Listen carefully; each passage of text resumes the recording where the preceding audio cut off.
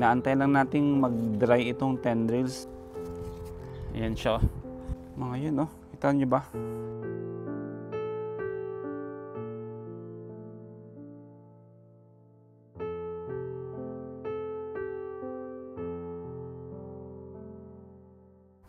Hello, magandang umaga po sa inyong lahat. Welcome back po ulit sa aming channel. This is Jude, your California Pinoy Nurse Gardener. At yung video natin ngayon is check natin yung ating mga squash. So, tignan natin kung ano yung mga progress ng ating mga squash plants. Tapos tignan natin kung may maka-harvest tayo. So, tara! Unahin natin tong butternut squash. Meron tayong 4 na tanim dito sa area. 2 dito. 1, 2, tapos 2 sa kabila. Check natin mamaya yan. So dito muna tayo. So itong isa nga is meron na siyang mga dito. Inaantay lang nating mag-dry itong tendrils para ma-harvest natin itong squash. Yan, meron pang iba dyan. Yan, hanggang dun.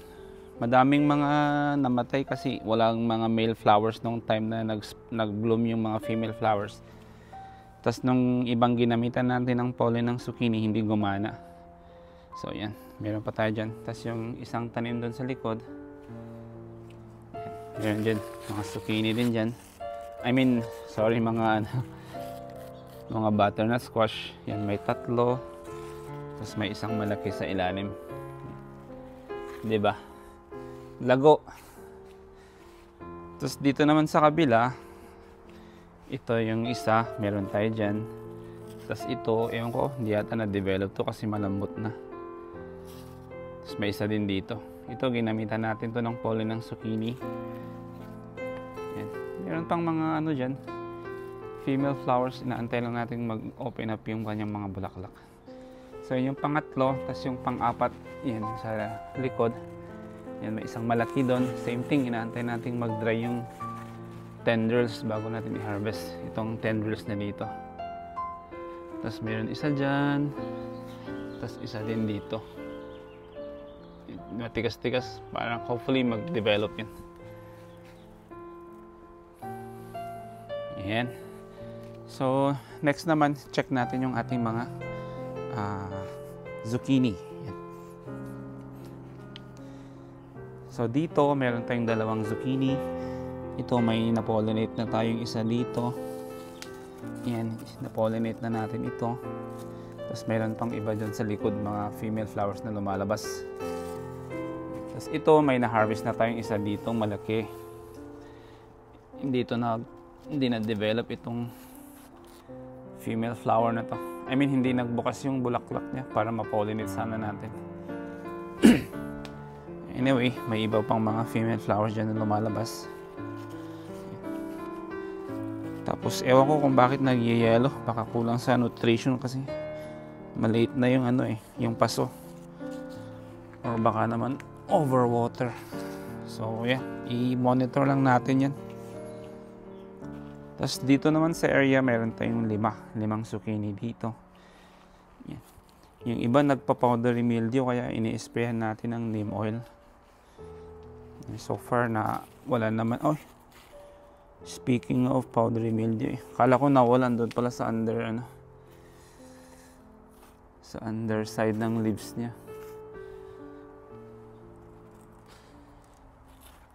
Ayun lang, meron tayo dyan. Ayun, madaming powdery mildew. Wow. Anyway, may isang malaki dito, i-harvest na lang natin. Tapos ito yung huling zucchini. May isa dyan, tapos may isa sa likod. Hindi pa siya ready i-harvest. Ayan lang natin dyan. So, gawin natin, tanggalin natin yung naapektuhan ng powdery mildew.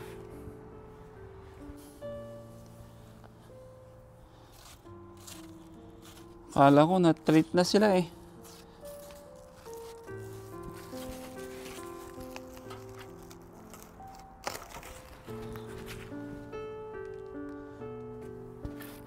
Kasi yung weather ngayon, hindi na siya yung malamig. Half of the day is malamig.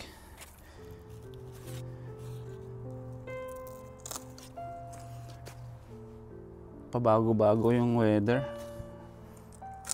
Grabe oh. Mga yun oh. Kita nyo ba? Mga powdery mildew.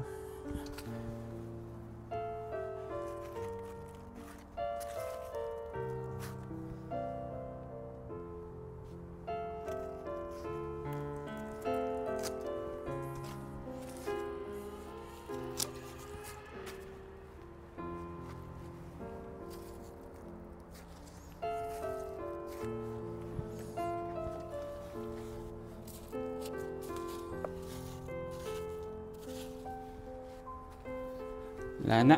Lagay, tapon lang natin sa basurahan to.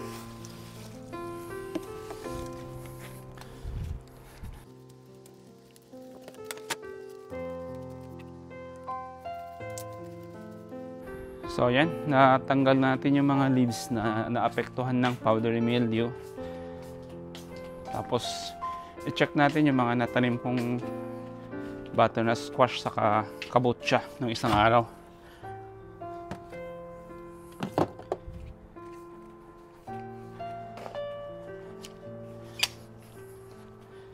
So dito nga sa area, yung mga garlic, kaso problema nga dito, maliliit pa yung bulbs, hindi natin ma-harvest pa.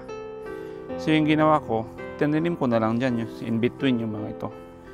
Ito, kabotsya, sweet mama kabotsya to, kalabasa. Tapos may dalawa akong nilagay na ano dito, butternut squash. Yan, isa dyan. Ito yung pangalawa.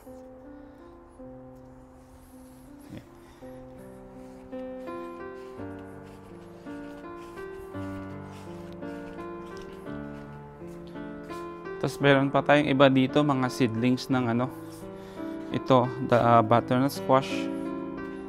Tapos ito din, mga butternut squash din yung mga to. Ayan, meron tayong ilan ba to? 1, 2, 3, 4, 6. Meron pa tayong 6 na butternut squash na itatanim. So yan, na-check na natin yung mga squash dito sa likod. Tara naman sa harap para check natin yung mga mga squash natin doon. So, tara. Dito naman sa harap, mayroon tayong isa dito sa bandang pinakaharap, mayroon tayong isang kalabasa. Tapos mayroon siyang isang bunga doon. Kaso yung halaman is wala na, hindi na to mag-produce. Suspect ko, ewan ko kung instant to ng sunflower eh. Pero i-harvest natin 'yon, tapos tanggalin natin 'to. Ilipat natin 'tong isang na 'to. Kalabasa rin ito. Ito yung pinakaunang harvest natin ng kalabasa. Maliit. Ayan siya. Kailangan na nating tanggalin kasi hindi na siya mag-produce.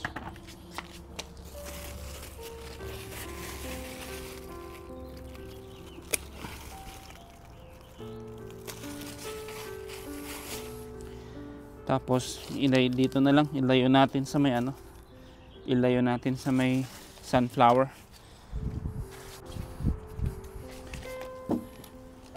Yan, dito natin itanim sa pinanggalingan ng kale.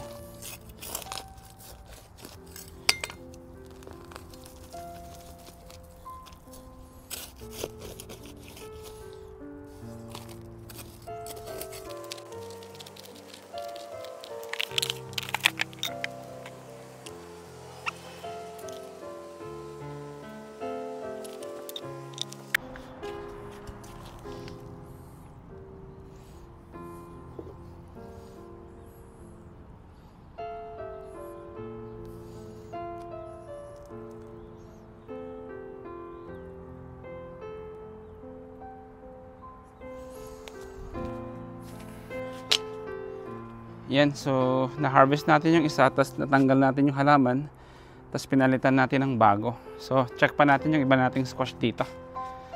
Ito yung pangalawa dito sa harap, meron din siyang isang bunga dyan. Kaso same din parang hindi siya lumalaki. Ewan ko kung anong problema dito sa area. Yaman mo muna dyan. Tignan natin. Tapos ito yung huli dito sa harap. Ito naman, ito sobrang lago naman ito. Yung from dyan hanggang dito. Ito malago siya. Tapos meron siyang dalawang malalaking bunga dyan. Diba? Galing. Tapos yung iba, hindi na nag-develop. Ito, wala na to. Malambot na to. Tanggalin na natin.